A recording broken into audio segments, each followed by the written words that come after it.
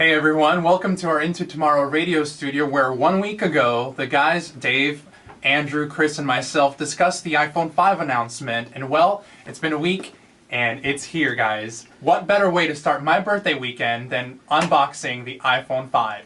You ready for it? Let's do it.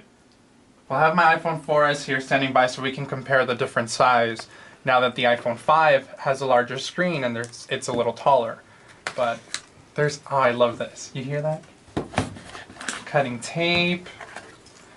It's kind of funny, look how small the package is. And then here's the iPhone. Woohoo! Of course, I got the white and the metal. I've always been the fan of the white phone. The black one to me feels a little too standard. A lot of people go for that. And here we go. It's like Christmas around here today.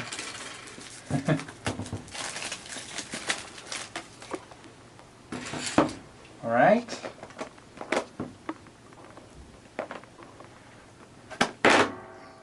Yay! I got a scratch on it already, probably. Holy crap. Guys, remember they said that this is, I believe, 18 or 20% smaller, or lighter, excuse me, than the iPhone 4S? They're not kidding. This thing feels very light compared to the 4S that I'm holding on my right. And as you can tell, it's taller. We'll put them here. Stand them up so you can see it. Slightly, not too much. There's a bit of a difference there. But look at the thinness. This is the thinnest iPhone yet. And you can really tell. Wow. It looks really cool. Ooh! A nerd's dream and delight is to remove these things. So check it out. You get a little bit of white on the top and bottom, then you have the aluminum, which the new iPhone 5 is made of aluminum and glass. So now you don't have to worry too much about if you drop your phone shattering the backside, and this makes it lighter. Going with the aluminum makes the phone a lot lighter. But then on the front there you have the glass. So let's turn this baby on.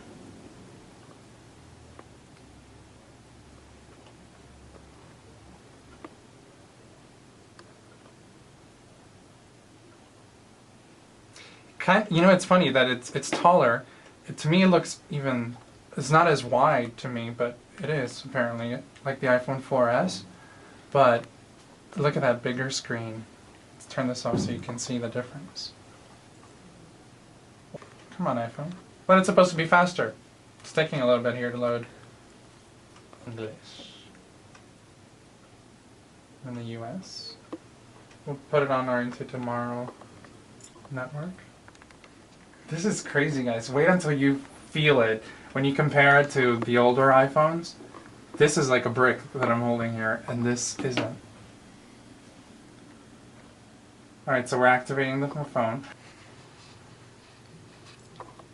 Alright, so I put in a zip code, last 4 digits of my social. Once you activate your iPhone, now you get to choose 3 different options as to how you want to set up your iPhone. You can set it up as a new phone, restore from an iCloud backup, or from iTunes. For our video purposes, so we can get to the goodies, we're going to set it up as a new iPhone, and then sign in with your Apple ID. So let me do this really quick.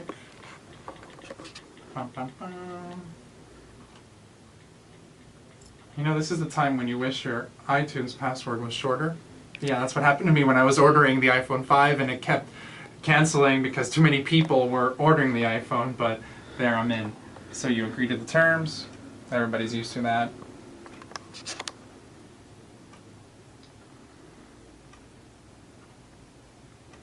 Alright, so I don't want to set up the iCloud because I already have it set up, so we'll just skip that part. And yes, we're going to use Siri, because now she has more power, I guess you can say. Alright, send.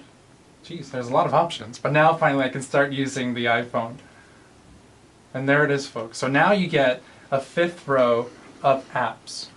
So before you can I usually do 3 rows on my phone, but now you can have 5 rows.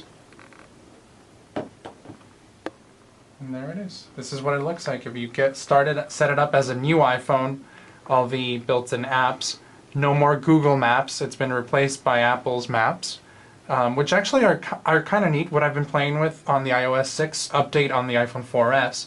The 3D stuff is actually kind of neat.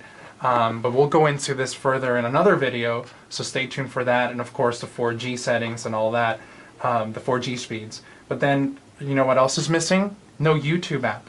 That's gone. So if you guys want the YouTube app, you can download the official one from Google on the App Store, so look for that. Aside from the weight and making the screen a little larger, there are other two major differences or new design features on the iPhone 5. Up here, we're missing the headphone jack. And that's because they moved it to the bottom. So you have your headphone jack here now, and the new connector, the lightning dock connector. So we're going to take that out of the box right now and see what it looks like.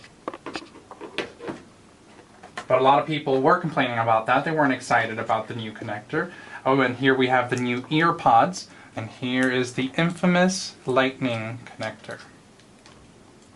So let's take this out. Look how tiny this is, compared to the 30-pin dock connector that we've been using for a long time, and with the iPhone for 5 years. But now they decided to go with this, what they call it's a digital connector here, and it works on both sides. So it doesn't matter how you plug it in now. You don't need a flashlight like I mentioned on our iPhone 5 discussion.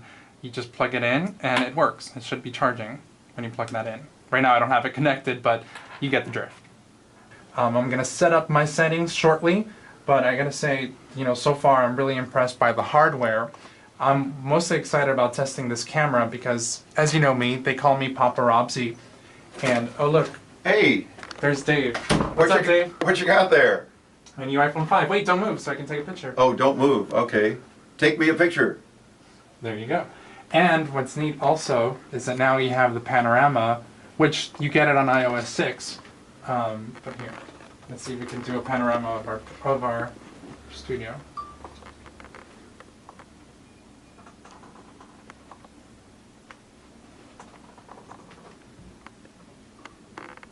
It goes pretty far, but I'm going to hit down here. So let's see what that looks like.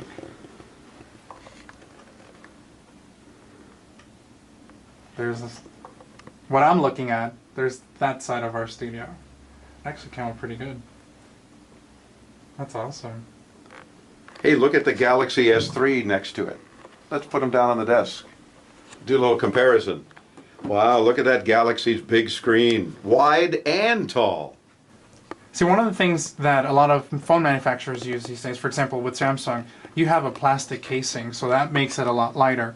The iPhone 5, on the other hand, is you get the aluminum and the glass, and they actually went with, instead of adding that extra layer that they've added on other devices, it's one layer of glass here on the iPhone 5 now, so that's how they made it lighter too. But, you know, here, why don't you feel it, Dave?